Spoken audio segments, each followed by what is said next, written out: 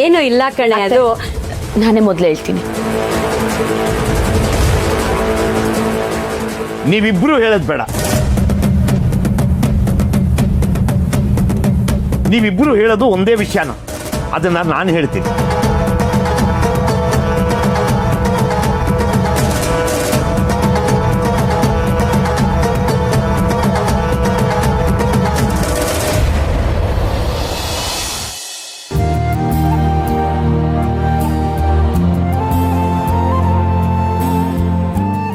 ಏನಕ್ಕ ಇವತ್ತು ಸೂರ್ಯ ಯಾವ ಕಡೆ ಹುಟ್ಟಿದ್ದಾನೆ? ಬಾಸ್ ಇಷ್ಟು ಬೇಗ ಬಂದ್ಬಿಟ್ಟಿದ್ದಾರೆ. ಇನ್ನೇನ್ ಕಾದಿದ್ಯೋ ಏನೋ. ಅವ್ರು ಹೇಗೆ ಅನ್ನೋದು ನಿಮಗ್ ಗೊತ್ತಿಲ್ವಾ? ಬಾಯ್ ಬಿಟ್ರೆ ಸಿಡ ಸಿಡ ಅಂತಿರ್ತಾರೆ. ಅಂತವ್ರಿಗೆ ನಮ್ ಕಡೆ ತಿಕ್ಲು ಅಂತಾರೆ. ಅದ್ ಸರಿ, ನೀವೇನ್ ಇಷ್ಟು ಬೇಗ ಬಂದಿದ್ದೀರಲ್ಲ? ಚೆನ್ನಾಗಿ ಲೋಡ್ ಕಳಿಸ್ಬೇಕಿತ್ತು ಅಕ್ಕ, ಅದಕ್ಕೆ ಬೇಗ ಬಂದೆ. ಅದೇ ಅಂದ್ಕೊಂಡೆ, ಬೇಗ ಬರೋದಿರ್ಲಿ, ಸರಿಯಾದ ಟೈಮ್ಗೂ ಬರೋದಿಲ್ವಲ್ಲ ನೀವು? ಅಕ್ಕ, ನಿಜ ಹೇಳ್ಬೇಕು ಅಂದ್ರೆ ಈ ಪ್ರಾಣಿ ಆಫೀಸಿಗೆ ಬರಕ್ ಸ್ಟಾರ್ಟ್ ಮಾಡ್ದಾಗಿಂದ ಆಫೀಸಿಗೆ ಬರಕ್ ಮನ್ಸೇ ಇಲ್ಲ. ಕಚ್ಚೋಕೆ ಕಾಯ್ತಾ ಇರ್ತಾನೆ. ಏನ್ರಿ ಜಗದೀಶ್, ಇನ್ನು ಯಾರು ಬಂದಿಲ್ವಲ್ರಿ? ಇನ್ನು ಟೈಮ್ ಇದೆಯಲ್ಲ ಸರ್. ಆದ್ರೆ ಕೆಲಸನೂ ಅಷ್ಟೇ ಇದೆಯಲ್ಲ. ಹೌದು ಸರ್, ಬಟ್ ಮಾಡಿಸೋರ್ಗೆ ಆ ಜವಾಬ್ದಾರಿ ಇಲ್ಲ ಅಂದ್ರೆ ಇನ್ನು ಮಾಡೋರ್ಗೆ ಎಲ್ಲಿಂದ ಬರುತ್ತೆ ಸರ್? ಅಂದ್ರೆ ಆಕ್ಚುಲಿ ಇದನ್ನೆಲ್ಲ ನೋಡ್ಕೋಬೇಕಾಗಿರೋದು ಲಕ್ಷ್ಮಿ ಸರ್. ಇನ್ನು ಅವಳೇ ಬಂದಿಲ್ಲ, ಇನ್ನು ಎಂಪ್ಲಾಯ್ಸ್ ಬರ್ತಾರಾ? ಅವಳೇನು ಲೀವಲ್ಲಿ ಇದ್ದಾಳ? ಯಾವ ಲೀವ್ ಇಲ್ಲ ಸರ್. ಅವಳಿಗೆ ಇಷ್ಟ ಬಂದಂಗೆ ಬರ್ತಾಳೆ, ಇಷ್ಟ ಬಂದಂಗೆ ಹೋಗ್ತಾಳೆ.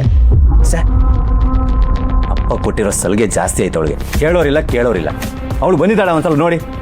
ಕನ್ಫರ್ಮ್ ಸರ್, ಅವಳು ಬಂದಿಲ್ಲ, ಆದರೆ ಅವಳ ಫ್ರೆಂಡ್ ವಿಜಿ ಬಂದಿದ್ದಾಳೆ. ಅವ್ರನ್ನ ಬರ ಕೇಳಿ. ಸರಿ ಸರ್.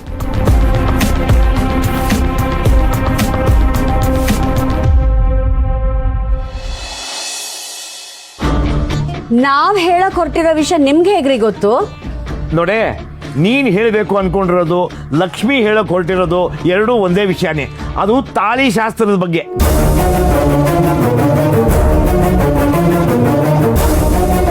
ಅವಳು ಆಗ್ಬೇಕು ಅಂತ ಹೇಳಕ್ ಕೊಟ್ಟಿದ್ದಾಳೆ, ನೀನು ಮಾಡಬೇಕು ಅಂತ ಹೇಳಕ್ ಕೊಟ್ಟಿದ್ಯಾ?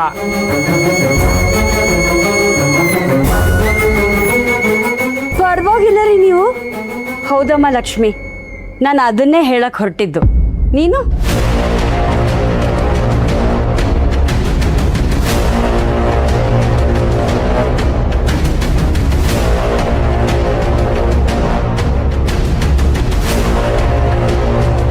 ಅವಳು ಹೇಳಕ್ಕೆ ಮುಜುಗರ ಪಡ್ಕೋತಾ ಇದ್ದಾಳೆ, ನೀನು ಮತ್ತೆ ಕೇಳ್ತೀಯಲ್ಲೇ?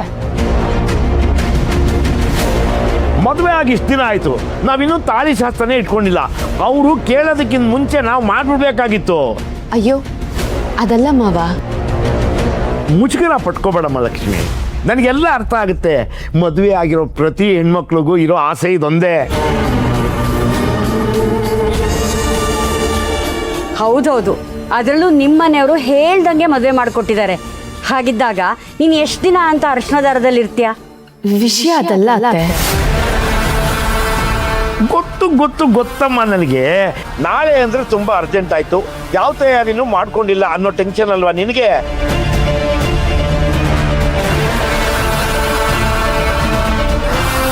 ನೀನೇನು ವರಿ ಮಾಡ್ಕೋಬೇಡಮ್ಮ, ನಾನೆಲ್ಲ ಅರೇಂಜ್ ಮಾಡ್ತೀನಿ, ಗ್ರ್ಯಾಂಡಾಗೆ ಮಾಡೋಣ.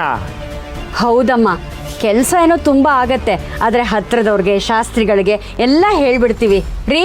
ಈಗಲಿಂದಾನೇ ಕೆಲಸ ಶುರು ಮಾಡಿಬಿಡೋಣ. ಅತ್ತೆ ಮಾವ, ನಾನು ಹೇಳ್ಬೇಕು ಅಂತ ವಿಷಯ ಅದಲ್ಲ.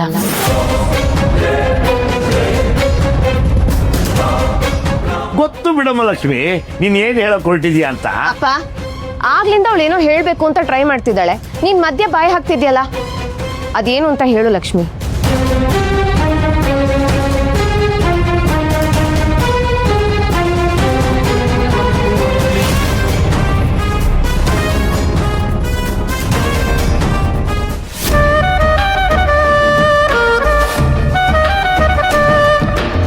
ನಮ್ಮ ಗಾರ್ಮೆಂಟ್ಸ್ ಅಲ್ಲಿ ಎಷ್ಟು ಜನ ಕೆಲಸ ಮಾಡ್ತಾರೆ ಸರ್? ಅದು ನಮ್ಮ ಕಂಪ್ನಿಲಿ ಎಷ್ಟು ಜನ ಕೆಲಸ ಮಾಡ್ತಾರೆ ಅಂತ ಕೇಳಿದೆ.